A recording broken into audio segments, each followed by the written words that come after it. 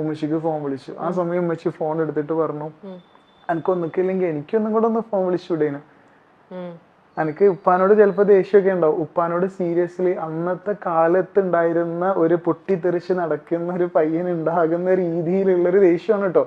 ശരിക്കും he's my hero. എന്റെ ഉപ്പച്ചി, അതായത് ഞാനത് പറയാ, ലൈക്ക് ഞാനും എൻ്റെ ഉപ്പച്ചിയും തമ്മിൽ ഒരു 5 മിനിറ്റിൽ കൂടുതൽ നേരം ഒരുമിച്ചിരുന്ന് ഭക്ഷണം കഴിച്ചിട്ടില്ല, സംസാരിച്ചിട്ടില്ല. ഞാൻ ജനിച്ച ഒരു 5-ാമത്തെ വയസ്സിലാണ് എൻ്റെ ഉപ്പച്ചിനെ ആദ്യമായിട്ട് കാണുന്നത്. എനിക്ക് ഉപ്പച്ചി ഭയങ്കരമായിട്ടുള്ള ഒരു അകന്ന് നിൽക്കുന്ന ഒരു ഗിഫ്റ്റ് ആയിരുന്നു എനിക്ക് എപ്പോഴും. ഉപ്പച്ചിയായിരുന്നല്ലോ. ഉമ്മച്ചിക്ക് വയറ്റിലുള്ള സമയത്ത് ഉപ്പച്ചി പോയി. പിന്നെ പ്രസവിച്ച് 4 വർഷം കഴിഞ്ഞതിന് ശേഷമാണ് ഉപ്പച്ചിക്ക് ലീവ് കിട്ടിയിട്ട് വരുന്നത്. അപ്പൊ സ്വാഭാവികമായിട്ട് ഉപ്പ എന്ന് പറയുന്നത് എനിക്ക് വാക്ക് മാത്രമായിരുന്നു, അക്ഷരങ്ങൾ മാത്രമായിരുന്നു. അതുകൊണ്ടൊക്കെ ആയിരിക്കാം. പക്ഷെ ഈ ലോകത്തിൽ എന്നെ ഏറ്റവും കൂടുതൽ സ്നേഹിക്കുന്നത്, ഇഷ്ടപ്പെടുന്നത് ശരിക്കും എൻ്റെ ഉപ്പച്ചിയാണ്. അത് ഞാൻ മനസ്സിലാക്കാൻ ഒരുപാട് സമയമെടുത്തു. നമ്മൾ ഈ തുറന്നു നോക്കാത്ത പുസ്തക വരികളൊക്കെ അല്ലേ അല്ലേ, പക്ഷെ പരീക്ഷ കഴിഞ്ഞ കയറി വരിക അല്ലേ. തുറന്നു നോക്കാത്ത പുസ്തക വരികൾ പോലെയാണ് നമ്മുടെ അച്ഛന്മാര്. സീരിയസ്ലി നമ്മളത് മനസ്സിലാക്കുമ്പോഴേക്കും എല്ലാം കഴിഞ്ഞിട്ടുണ്ടാവും. കാരണം അവര് ഈ പറയുന്ന പോലെ അച്ഛൻ ദൂരെ ഒരിടത്തായിരുന്നു, സ്നേഹം എക്സ്പ്രസ് ചെയ്യാനുള്ള ഒരു സാഹചര്യം കിട്ടിയിട്ടുണ്ടായിരുന്നില്ല. അപ്പൊ അത് എല്ലാം തെറ്റിദ്ധരിക്കപ്പെട്ടു. പല കാര്യങ്ങളും എന്തെങ്കിലും ഒക്കെ പറയുമ്പോൾ ഒരു പക്ഷെ നോ അദ്ദേഹം പറഞ്ഞിട്ടുണ്ടാവാം. അതൊക്കെ ഷബീറിന്റെ അന്നത്തെ പ്രായത്തില് അതെല്ലാം വലിയ വേറെ രീതിയിൽ എടുക്കും. പ്രായത്തിന്റെ ഒരു കുഴപ്പമാണ് അതെല്ലാം. പക്ഷെ അങ്ങനെ ഒരു തെറ്റിദ്ധാരണ ഉണ്ടായി. അതെ, തീർച്ചയായിട്ടും. എന്നിട്ട് അങ്ങനെ ഉമ്മച്ചിനെ വിളിച്ചപ്പോ പറഞ്ഞു, രണ്ടാമത് വിളിച്ചു. ഉമ്മച്ചിനോട് അങ്ങനെ കാര്യങ്ങളൊക്കെ സംസാരിച്ചു. പിന്നെ ഉമ്മച്ചിനോട് വാക്കൂടെ പറഞ്ഞു, ഈ ഇങ്ങോട്ട് വരണ്ട, കാരണം ഈ എനിക്ക് ഫോൺ വിളിച്ചത് ആരും പറയണ്ട. എനിക്ക് എത്രയാണോ പഠിക്കാൻ ആഗ്രഹമുള്ളത് ആ കാര്യങ്ങളൊക്കെ പഠിച്ചു. ഞാൻ എൻ്റെ അമ്മോനുണ്ട്, ഉമ്മന്റെ ബ്രദർ, ഓനെനിക്ക് ഒന്ന് വിളിച്ചേക്ക്, ഓൻ എനിക്ക് ആവശ്യമുള്ള പൈസ ഒക്കെ അയച്ചു എന്നൊക്കെ പറഞ്ഞ്. ഉമ്മച്ചിക്ക് പേടിയാണ്. വിളിച്ചത് പറഞ്ഞു കഴിഞ്ഞാൽ ഇനിയും ആക്ച്വലി എന്നെ ഇവിടെ ഇടുവോ, അല്ലെങ്കിൽ ഇനിയും ഡൽഹിയിലേക്ക് ഞാൻ വന്നു കഴിഞ്ഞാൽ എന്നെ തിരിച്ചു മടക്കി അയക്കില്ലേ എന്നുള്ളൊക്കെ പേടിയായിരുന്നു ഉമ്മച്ചി. കാരണം she is my best friend actually. ഉമ്മച്ചി നല്ല അടിപൊളിയാണ്. ഉമ്മച്ചി എന്താ പറയാ, behind every successful man there is A women എന്നൊക്കെ പറഞ്ഞ മാതിരി മൈ മം എന്റെ ഉമ്മച്ചിയാണ്. ഉമ്മച്ചിയുടെ പേര് പറയാമോ? ഉമ്മു സൽമ. ഉമ്മു സൽമ. ഉമ്മു സലിമ. ഉമ്മച്ചി ലൈക്ക് നമ്മളിപ്പോ ദേഷ്യപ്പെടുന്ന സമയത്ത് എന്താപ്പത്തെ ദേഷ്യം എന്ന് ചോദിക്കുന്നതിന് പകരം എന്താപ്പത്തെ സങ്കടം എന്നൊക്കെ ചോദിക്കൂലേ. ശരിക്കും എന്റെ ഉമ്മച്ചി അങ്ങനത്തെ ഒരാളാണ്. എന്റെ ഉമ്മച്ചി ഭയങ്കര സ്വീറ്റ് ആണ്, ഭയങ്കര ചക്കരയാണ്. അപ്പം ലൈക്ക് ഉമ്മച്ചി എന്നോട് അങ്ങനെ പറഞ്ഞു. അപ്പൊ ഞാൻ ഞാൻ പോയില്ല, ഞാൻ തിരിച്ചു പോയില്ല, അവിടെ നിന്നു. കോളേജിൽ നിന്ന് നേരെ കൊണ്ടുപോകുന്നത് എന്നെ മെന്റൽ ഹോസ്പിറ്റലിലേക്കാണ്. കാരണം വീട്ടിലേക്ക് ഇടാൻ പറ്റില്ല. കാരണം പക്ഷേ ഇതൊരു മെന്റൽ ഹോസ്പിറ്റലില് അഡ്മിറ്റ് ചെയ്യേണ്ട കേസാണോ ഇത്? അതായത് ഇപ്പൊ ഞാൻ ഇപ്പൊ സൈക്കോളജി പഠിച്ചിട്ടുണ്ട് അല്ലെ. ഇപ്പൊ ഞാൻ സൈക്കോളജിസ്റ്റ് ആണ്. ഇപ്പം ഈ സൂയിസൈഡ് ടെൻഡൻസി എക്സ്ട്രീം ആയി കഴിഞ്ഞാൽ ഒരിക്കലും അയാളെ വീട്ടിൽ നിർത്താൻ പാടില്ല. ആണോ? യെസ്, ഭയങ്കര ഡേഞ്ചറാണ്, ഹൈലി ഡേഞ്ചറാണ് ആക്ച്വലി. കാരണം നമുക്കൊരാളെ കൊല്ലാനുള്ള പുതിയെക്കാട്ടിലും ഡേഞ്ചറാണ് നമുക്ക് നമ്മളെ തന്നെ ഇല്ലാണ്ടാക്കാൻ പറ്റുന്ന ഒരു സംഭവം. അത് ഭയങ്കരമാണ്, ഭയാനകമാണ്. കാരണം ആ സമയത്ത് നമുക്കത് അറിയില്ല. കാരണം ഈ ഡിപ്രഷൻ. പക്ഷെ ഇങ്ങനത്തെ ഒരു സിറ്റുവേഷനിൽ ഞാൻ ചോദിക്കട്ടെ ഷബീർ പലതവണ സ്വയം ഇങ്ങനെ കൊല്ലാൻ നോക്കുകയാണ്. പക്ഷെ സിറ്റുവേഷൻസ് ഒക്കെ ആ സമയത്തും ദൈവത്തിന്റെ ഇതായിട്ടില്ല ഷബീറിനെ കൊണ്ടുപോകാൻ. അതുകൊണ്ട് ഷബീർ അവിടെ രക്ഷപ്പെട്ടു വരികയാണ്. അപ്പൊ ഷബീറിന് ഇങ്ങനെ രക്ഷപ്പെട്ടു വരുന്നു. വീണ്ടും വീട്ടുകാരെ കാണുമ്പം, ഈ ഉമ്മയെ കാണുമ്പോൾ പോലും ദേഷ്യമോ അല്ലെങ്കിൽ അവരോടൊക്കെ ഒരു അവേഷണോ അങ്ങനെയൊക്കെ തോന്നിയിട്ടുണ്ടോ അപ്പൊ ആ സമയത്ത്? ഡിപ്രഷൻ എക്സ്ട്രീമിലൂടെ കടന്നു പോയിട്ടുണ്ടോ എപ്പോഴെങ്കിലും? ഇല്ല. ഡിപ്രഷൻ എക്സ്ട്രീമിലൂടെ കടന്നു പോകുമ്പോൾ നമ്മളെ മുമ്പിലുള്ളതൊന്നും നമുക്ക് ഐഡന്റിഫൈ ചെയ്യാൻ കഴിയില്ല. നമ്മളെ മുമ്പിൽ നടക്കുന്നതൊക്കെ ഒരു യാന്ത്രികമായിട്ട് നമുക്ക് തോന്നും. സീരിയസ്ലി നമ്മളെ മുമ്പിലുള്ള സിമ്പതി, എമ്പതി ഒന്നും നമുക്ക് തിരിച്ചറിയാൻ കഴിയില്ല.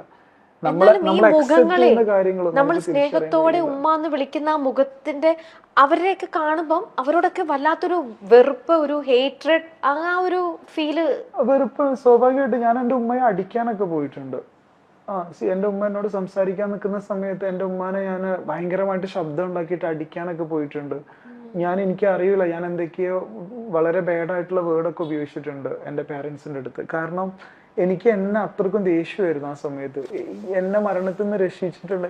എൻ്റെ ദൈവവിശ്വാസമൊക്കെ പോയിട്ടോ സീരിയസ്ലി. കാരണം ഞാൻ മരിക്കാൻ വേണ്ടിയിട്ട് ഉദ്ദേശിച്ചിട്ടുണ്ടായിരുന്നു, എന്നെ വീണ്ടും ജീവിപ്പിച്ചു. ആക്സിഡന്റ് സംബന്ധിച്ച് എന്നെ മാത്രം ബാക്കിയാക്കി. എനിക്ക് വല്ലാത്തൊരു ദേഷ്യമൊക്കെ ആയിരുന്നു എന്നോടും ദൈവത്തിനോടും എൻ്റെ കൂടെ നിൽക്കുന്ന മനുഷ്യന്മാരോട് ഫുള്ളും ആക്ച്വലി എക്സ്ട്രീം ആയിപ്പോയി. അപ്പം ഡോക്ടർ നിർദ്ദേശം കൊടുത്തു, ഇവനെ ഇനിയും വീട്ടിലേക്ക് കൊണ്ടുപോയി കഴിഞ്ഞാൽ ഒന്നും കൂടി ഡേഞ്ചർ ആവാൻ ചാൻസ് ഉണ്ട്, അതുകൊണ്ട് പുള്ളിക്കാരനൊരു സുഹൃത്തുണ്ട് കുതിരവട്ടം മെന്റൽ ഹോസ്പിറ്റലിൽ, നമുക്ക് അങ്ങോട്ടേക്ക് കൊണ്ടുപോകല്ലേ എന്ന് പറഞ്ഞു. ഈ സമയത്ത് എനിക്കൊരു കേസും കൂടെ വന്നിട്ടുണ്ടായിരുന്നു. കാരണം പഠിക്കുന്ന PhD ചെയ്ത് നിൽക്കുന്ന സമയത്ത് നാട്ടിൽ ഈ ഓൺലൈൻ ട്യൂഷൻ എടുക്കുമല്ലോ, ഓൺലൈൻ ട്യൂഷൻ എടുക്കാൻ വേണ്ടിയിട്ട് ഒരു പ്ലാറ്റ്ഫോം ഉണ്ടാക്കിയിട്ടുണ്ടായിരുന്നു. ഓൺലൈനിലൂടെ സുഹൃത്തുക്കളായിട്ട് ബന്ധപ്പെട്ടിട്ട് അങ്ങനെ അതിനു വേണ്ടിയിട്ട് കുറച്ചധികം ഫണ്ട് റൈസിങ് നടക്കുമല്ലേ, നമ്മൾ ഇൻവെസ്റ്റ്മെന്റ് രീതിയിൽ നടക്കുമല്ലോ. പക്ഷെ എന്ത് ചെയ്യുന്ന വെച്ചാൽ സ്വാഭാവികമായിട്ട് ഈ ആക്സിഡന്റിന് ശേഷം എനിക്കത് നോക്കാൻ കഴിഞ്ഞില്ല.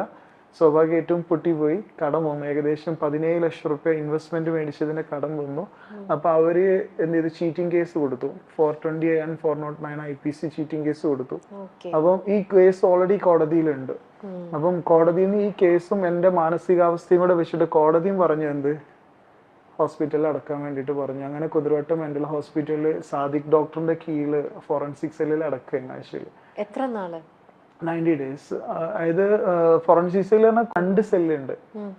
ഒന്ന് ഫോറൻസിക് സെല്ല് കോടതി വിധിച്ചിട്ട് വരുന്ന ആൾക്കാരെ കിടത്താനുള്ളതും മറ്റു നോർമൽ ആയിട്ടുള്ള സിവിലിയൻസിനെ കിടത്താനുള്ളതും. അപ്പം എന്നെ നേരെ ഫോറൻസിക് സെല്ലിലേക്കാണ് കൊണ്ടുപോകുന്നത്. അപ്പോൾ 14 പേരുള്ള ഒരു ജനറൽ വാർഡാണ്, ഒരു ജനറൽ സെല്ല് പോലെ. അപ്പൊ അതിലേക്ക് കയറ്റുന്ന സമയത്ത് ഭയങ്കരമായിട്ടുള്ളൊരു, ഞാൻ റിസർച്ച് ചെയ്യുന്ന സമയത്ത് ഞാൻ സെല്ലിന്റെ വെളിയിൽ നിന്ന് കണ്ടിട്ടുള്ള ഹോസ്പിറ്റലാണ് കുതിരവട്ടം മെന്റൽ ഹോസ്പിറ്റൽ.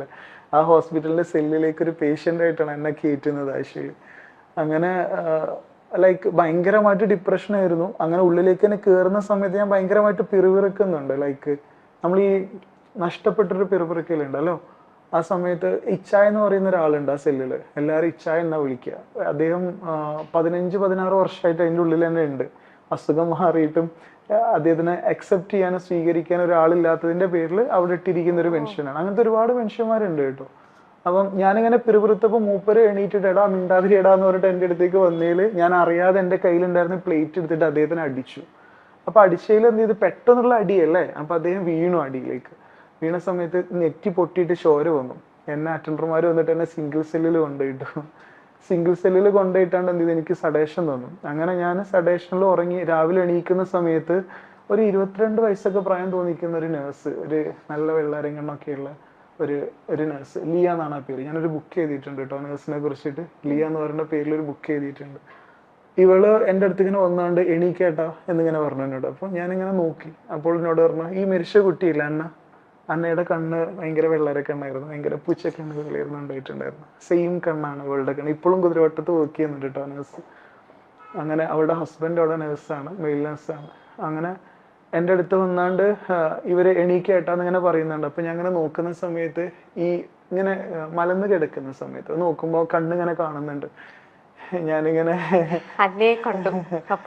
സീരിയസ്ലി നിങ്ങൾക്ക് എത്രത്തോളം അതിന് ഇമാജിൻ ചെയ്യാൻ പറ്റുന്നുണ്ടെന്ന് എനിക്കറിയില്ല. കാരണം എനിക്ക് അത്രയും സെഡേഷൻ ഉള്ള സ്ലീപ്പിംഗ് പിൽസ് ആണ് എനിക്ക് തന്നിരിക്കുക, അതും ബൈ ഇഞ്ചക്ഷൻ അല്ലെ. അപ്പൊ അത്രയും ഡൗൺ ആയിട്ട് എണീക്കുന്ന ഒരാൾക്ക് ഇത് കാണുന്ന സമയത്ത് എക്സാക്ട്ലി ആ രീതിയിലായിരിക്കും ഇമാജിൻ ചെയ്യുക. ഞാൻ പെട്ടെന്ന് എണീറ്റിരുന്നു, ലിയാണ് അല്ല എന്നുള്ള എനിക്ക് മനസ്സിലായി. പിന്നീടുള്ള അങ്ങോട്ടുള്ള ദിവസങ്ങൾ ഈ കുട്ടി ഓവർ ഷിഫ്റ്റ് എടുക്കും എനിക്ക് വേണ്ടിയിട്ട്. ലിയ എന്നെ ഇങ്ങനെ എടുത്തിങ്ങനെ കേട്ടിരിക്കും.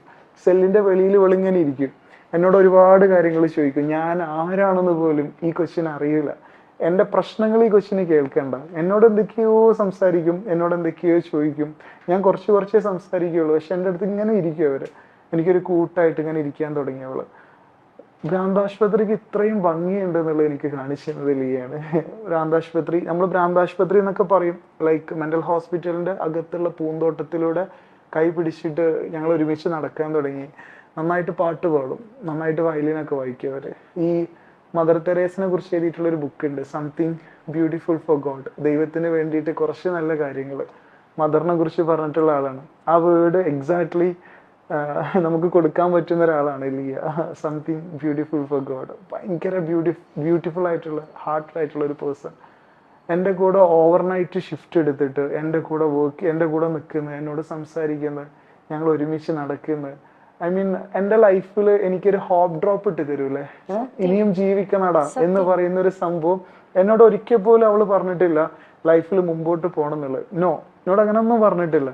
എൻ്റെ കൂടെ ഒരു ഷേഡോ പോലെ നടന്നു. ആ ഒരു ഷേഡോ കൊണ്ട് എനിക്ക് ജീവിക്കാനുള്ള ഒരു പ്രതീക്ഷ കിട്ടി ആവശ്യം.